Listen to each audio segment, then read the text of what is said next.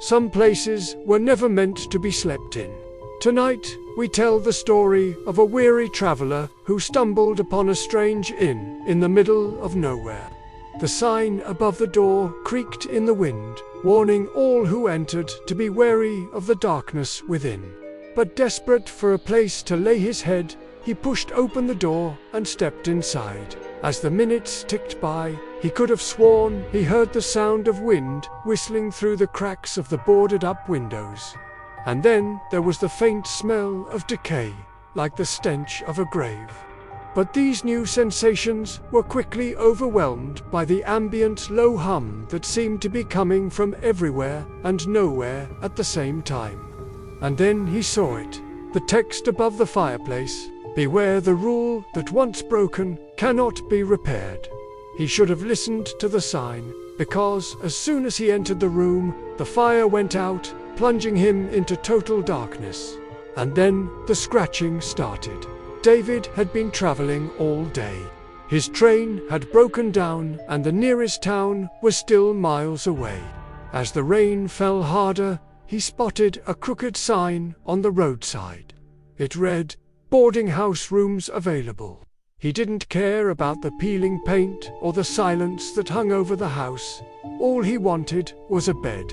He knocked on the door, his suitcase clattering to the ground as he put his hand up to shield himself from the downpour. A moment passed, then another. Just as he was about to lose hope, the door creaked open. A wave of warmth and the smell of cinnamon washed over him. Inside, a woman was humming to herself as she stirred something in a large pot on the stove. She turned, her face breaking into a wide smile. "Well, hello there, stranger. Come in, come in. You look like you could use a hot meal and a place to rest your head." She led him into a cozy kitchen, the walls lined with shelves overflowing with books. Before he knew it, he was sitting at a table, sipping on a mug of steaming tea as the woman bustled around the kitchen, humming to herself. When she turned, he noticed the twinkle in her eye and the way her lips seemed to dance when she smiled. David couldn't help but smile back. It felt good to be seen, to be welcomed. For a moment, the only sound was the gentle clinking of spoons and the soft murmur of conversation. The storm outside seemed distant, and David felt a sense of peace settle over him. As the night deepened, the shadows grew longer, twisting and turning on the walls like playful spirits. The woman's smile faded, replaced by a look of distant sadness. She stared into the flickering candle flame, her eyes filled with a deep, unsettling sorrow. "I'm sorry," she whispered, her voice cracking. "I can't offer much, but you're welcome to stay here as long as you like. There's no charge." David reached out, his fingers brushing against hers. Her skin was cold, like ice. "Why are you doing this?" he asked, his voice barely a whisper. The woman looked up, her eyes wide and filled with fear. "Because," she whispered, "this is the only place I know that's not watching us." Before David could respond, a loud crash echoed from above, followed by the sound of heavy footsteps. The woman's eyes flashed with terror. "They're coming," she hissed. "I have to hide." She dashed out of the room, leaving David alone in the flickering candlelight. Suddenly, the door burst open and a group of men stormed in, their faces illuminated by the torches they held high. "We know you're here," one of them shouted, his voice echoing through the room. Come out, wherever you are." David's heart pounded in his chest as he realized he was trapped, his fate hanging in the balance. To be continued. David in room 3. The candle flickers. He sets his suitcase down, sits on the bed. The camera lingers on the old wallpaper, peeling away. By 11, the storm outside raged. Thunder shook the walls. He lay on the bed, trying to sleep, when he heard footsteps in the hallway. They were slow, dragging footsteps, as though someone carried chains. Then came the knock, soft at first, right outside his door. He sits up, eyes wide, the camera close up on his face. The doorknob rattles slightly. He remembered the warning. Do not open. His heart pounded as the knocking grew louder.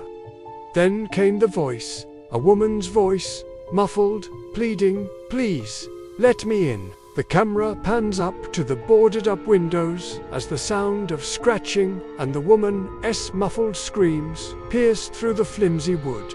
He cowered under the bed, pulling the blanket over his head. He heard the crash of shattering glass and the woman's voice. "Closer now, please. I just want to talk." He peeked out from under the bed. The candle had burned down to a thin wick, casting grotesque shadows on the wall. The scratching at the window stopped. Footsteps approached his door. He shrank back, burying his face in the blanket as the doorknob turned. "Please," the woman whispered, her voice right outside the sliver of light under the door. "I won't hurt you." She paused. "I just need your help." He remembered the stories, the whispers in the halls of the old house. Tales of the woman in white, the ghost who roamed the halls at night, forever searching for her lost child. They said she'd do anything to find him, even turn you against your own kind. The doorknob rattled again. This time it turned, but nothing happened. The woman stepped back. "Are you there?" she whispered. He didn't answer. He couldn't breathe. What if she was real? What if she reached through the darkness and grabbed him? She knocked again, this time on the window. Each tap of her nails on the glass echoed in the room. "Please," she cried, her voice cracking. "I don't want to hurt you, but I have to protect him." He watched as the moonlight revealed a face in the window, a sad, pale face with wild, unseeing eyes. The wind snatched at her white nightgown, whipping it into a frenzy as she pressed her cold, dead fingers against the glass. And then she was gone. In 1977, a man named David contacted me. He was having some issues with his new apartment. See, he moved into this place and the walls were bare, so he decided to hang some pictures. But no matter how many pictures he hung, they always seemed to end up crooked. And it wasn't just pictures. Anything he hung on the walls would slant downwards over time. It didn't make any sense. So he called me one night while he was hanging a mirror and it started to turn. He pressed his back against the wall, covering his ears. The candle flickered violently. Shadows moved across the ceiling. He shut his eyes, waiting for it to stop, but the voice turned into many. Dozens of whispers circling his door. Some cried, some laughed, some scraped nails across the wood. They spoke in languages he didn't know. They called his name. They begged him to join them. And then silence. He opened his eyes to see the candle had burned down to its wax. The only sound was his breathing. That's when the handle turned. So I went to see him. I got to his apartment and everything seemed fine. There was a door, but it didn't look like it had been hanging crooked. So I asked him, I said, "Did you ever get that door fixed?" He looked at me confused. He said, "What door? There's no door here, but if you listen closely, you can still hear the whispers. They're calling his name. They want him to come back. They want him to join them. Oh, you can't escape them. You can't escape them. You can't escape them." The door had jammed again. David stared in horror as it creaked open. Maybe it was a trick of his mind. Against his better judgment, he peeked into the hall. It was empty, but colder than ice. He took a step forward. The floorboards groaned under his weight.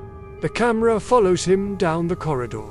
His shadow stretched out, long and distorted, like a monstrous hand reaching for him. The doors on either side began to creak open, as if the building itself were breathing. He stopped. Faces stared back at him from the darkness, pale, twisted, grinning, some headless, some faceless, all pointing toward him. Guests who had checked in years ago and never left. The room he'd been staying in, it wasn't there anymore. It had vanished, just like the others. David turned and ran, his scream echoing through the empty halls. But there was nowhere to go, no way out.